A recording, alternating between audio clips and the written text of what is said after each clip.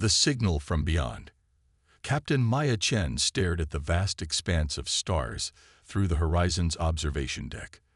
20 years of space exploration, and the universe still managed to take her breath away. The exploration vessel hummed beneath her feet, its systems working in perfect harmony as it carried her crew of 30 through the uncharted regions of the Orion Arm. "Captain, we're receiving something on the emergency frequencies." Commander Jackson's voice crackled through her comm unit, breaking her moment of tranquility. "On my way," Chen replied, making her way to the bridge with practiced efficiency. The Horizon's bridge buzzed with quiet tension as the communications officer, Lieutenant Adeyemi, worked frantically at her console.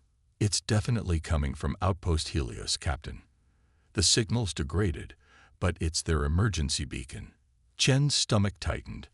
Outpost Helios was humanity's furthest research station, established just 3 years ago on a promising exoplanet with Earth-like conditions. 200 scientists and support staff called it home, including Chen's former academy roommate. "Play it," Chen ordered, gripping the edge of the command console. The bridge speakers crackled to life, filling the room with static and fragmented words. "This is Helios, under attack. Unknown entities. They're taking.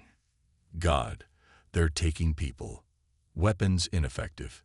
Please, anyone." The message dissolved into screams before cutting to silence.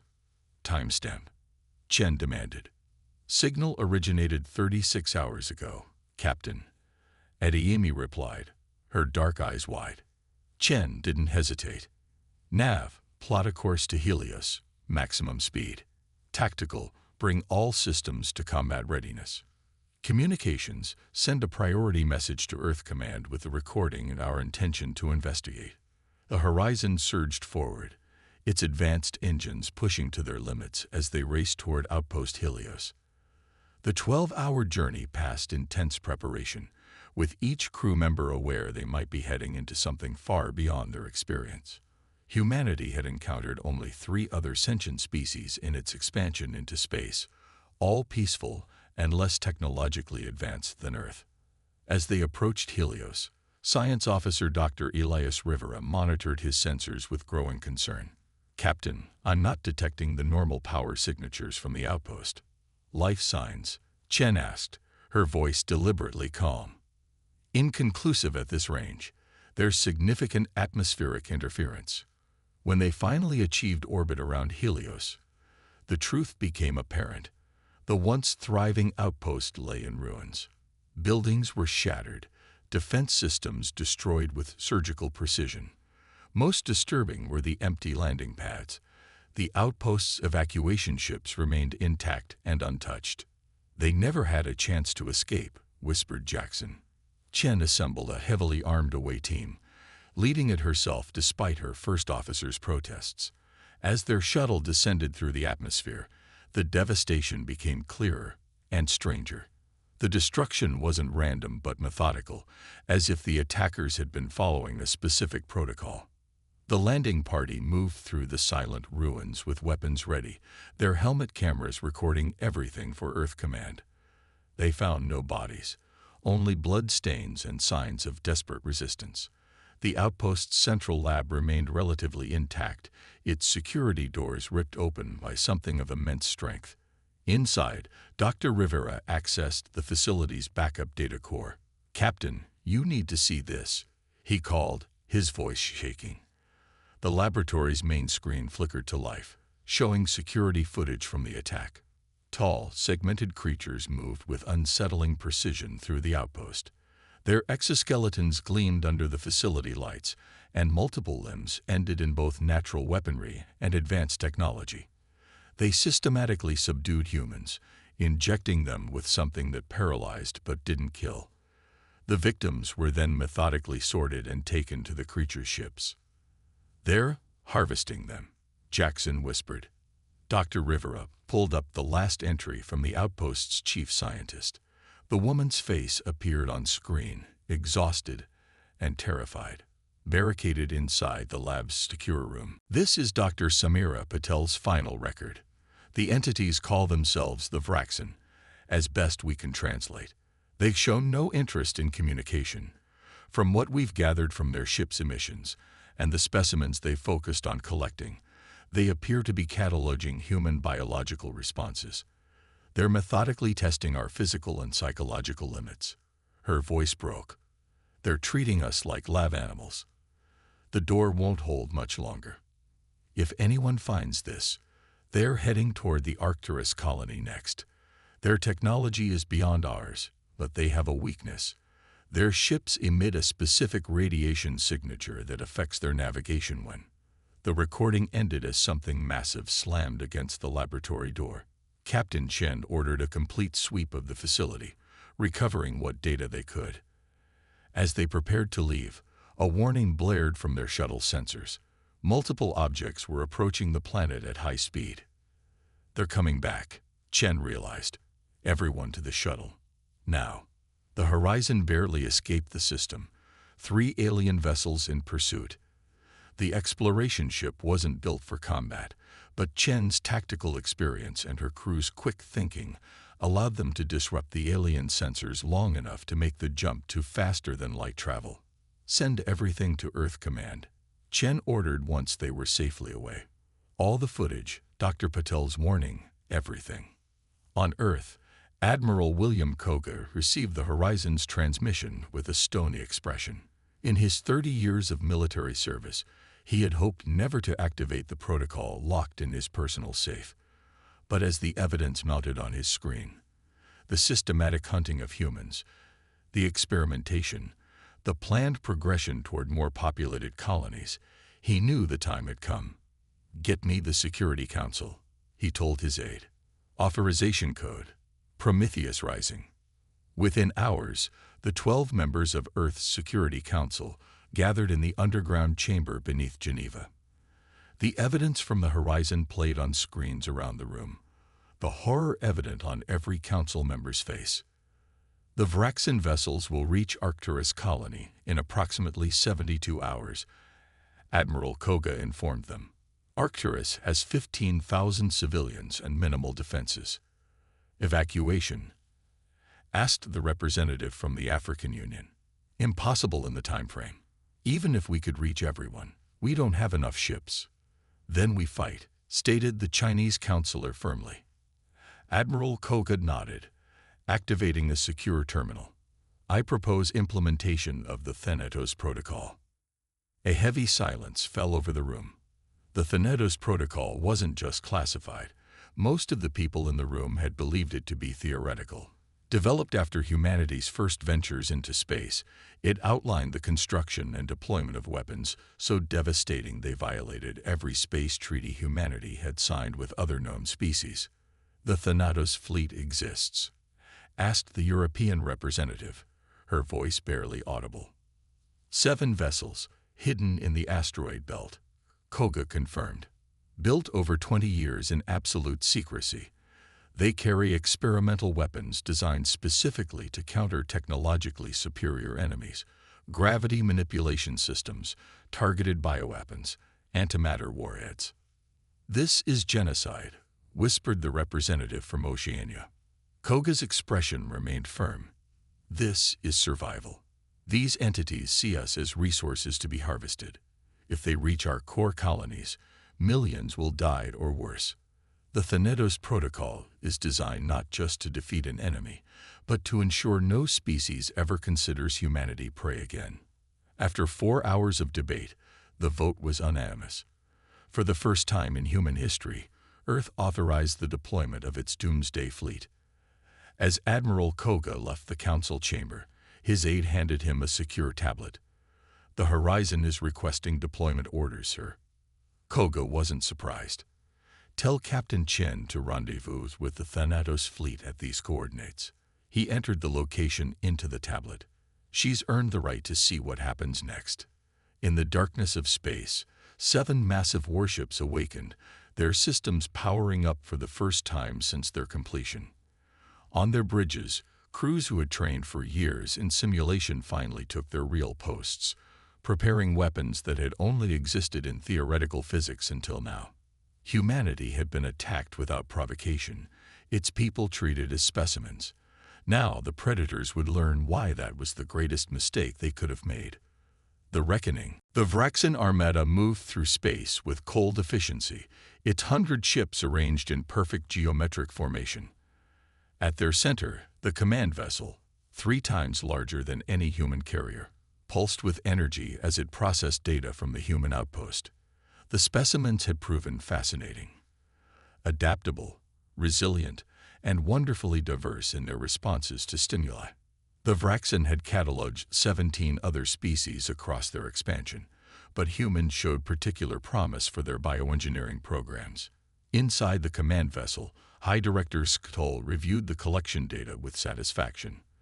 The preliminary outpost had yielded valuable baseline information. The next settlement, significantly larger according to their scans, would provide enough specimens to complete their research. The humans' primitive technology posed no threat. Their defensive capabilities had been thoroughly analyzed and deemed ineffective against Vraxan weaponry. Approaching target system in 20 time units, announced the navigation overseer. Prepare harvesting protocols, Skull ordered. Standard containment parameters. On the bridge of the UES Nemesis, Admiral Koga watched as the tactical display tracked the approaching Vraxan fleet. Beside him, Captain Chen of the Horizon had been granted observer status, recognition for her crew's critical intelligence work. They're maintaining their course toward Arcturus, reported the Nemesis tactical officer. No indication they've detected us. The 7 ships of the Thanatos fleet hung in space, their revolutionary stealth systems rendering them virtually invisible to conventional sensors.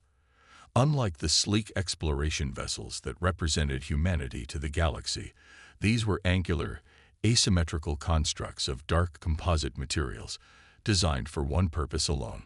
All ships report weapons systems green, announced Commander Reese.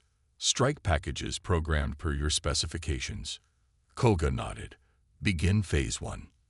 Across the fleet, targeting systems locked onto the Vraxan formation.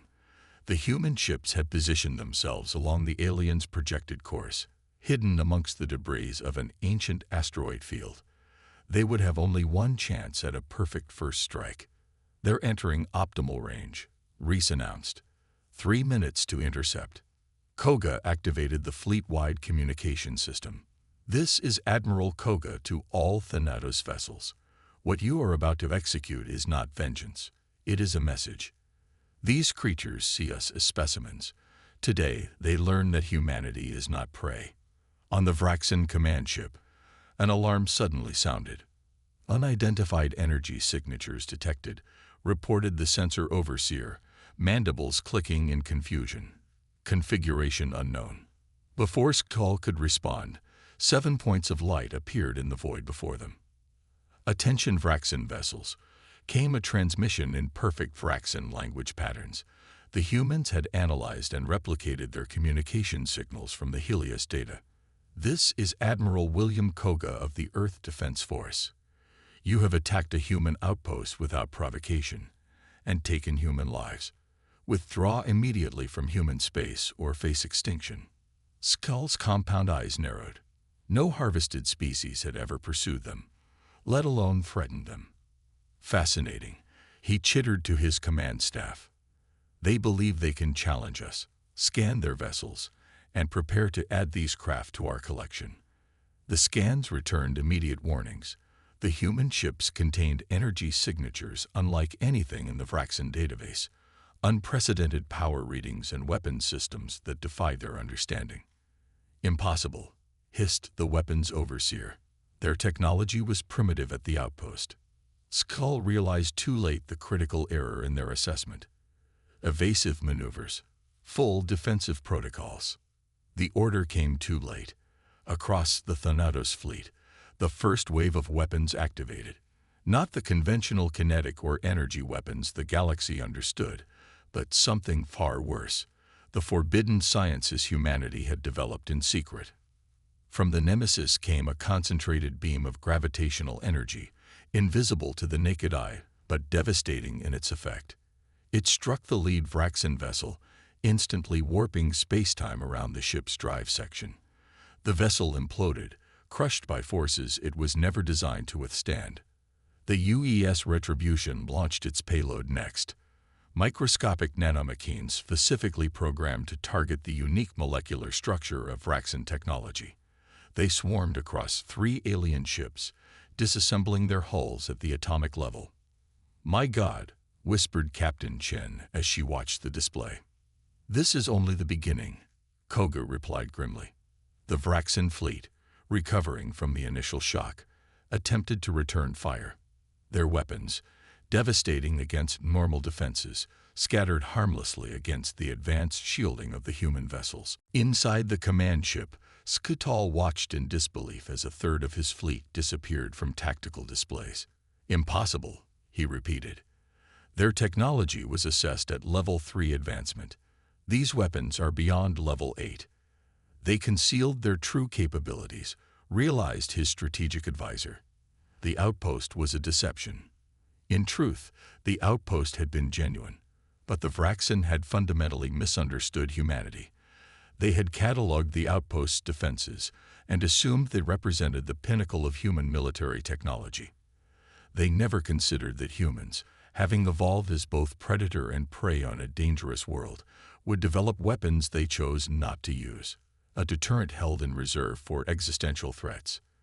The Thanatos fleet executed a perfect pincer movement, dividing the Vraxan formation. From the UES judgment came electromagnetic pulses specifically tuned to the frequency of Vraxan neural systems, rendering their crews unconscious. The UES Vengeance deployed gravity mines that created localized singularities, tearing apart the fabric of space itself. "They're attempting to regroup," reported Commander Reese. "Shall we pursue?" Admiral Koga studied the tactical display. Over 60% of the Vraxan fleet had been neutralized in less than 15 minutes. The remainder were attempting to retreat, their perfect formation dissolving into chaos. "Open a channel," he ordered.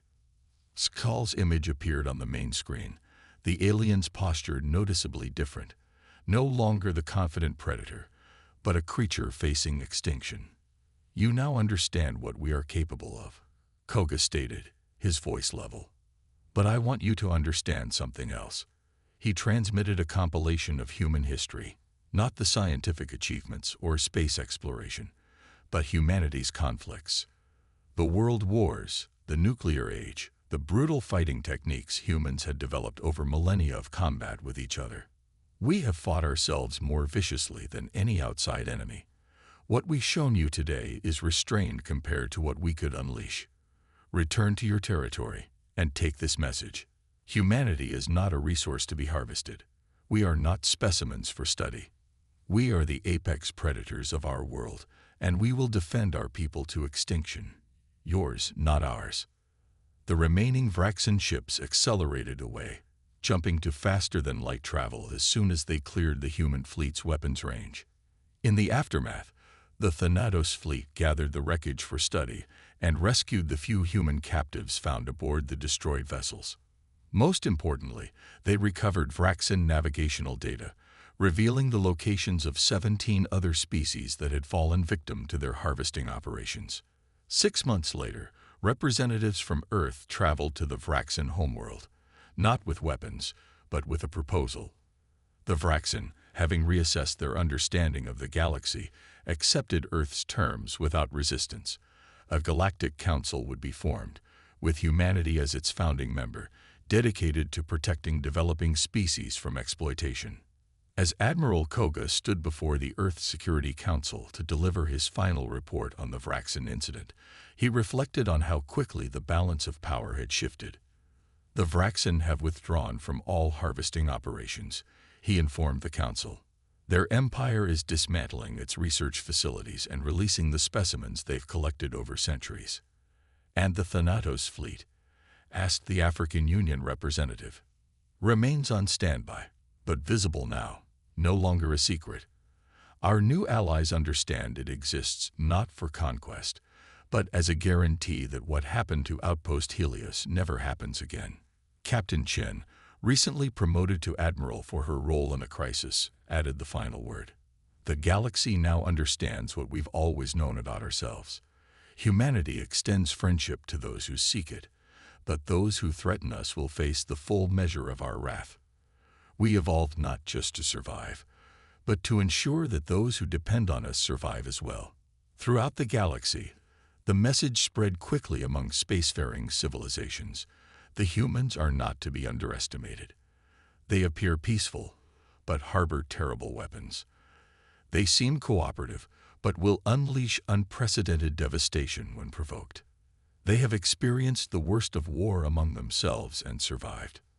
Above all, never harm their people, for the SOS that follows will bring humanity's most terrifying retaliation.